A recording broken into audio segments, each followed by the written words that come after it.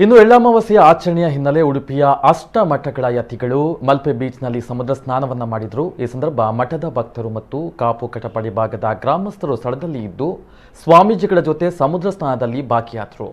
ಸಮುದ್ರ ಸ್ನಾನದ ನಂತರ ಸ್ವಾಮೀಜಿಗಳು ದೋಣಿಯಲ್ಲಿ ಕೆಲ ಕಾಲ ವಿಹಾರ ಮಾಡಿ ಸಂಭ್ರಮಿಸಿದರು.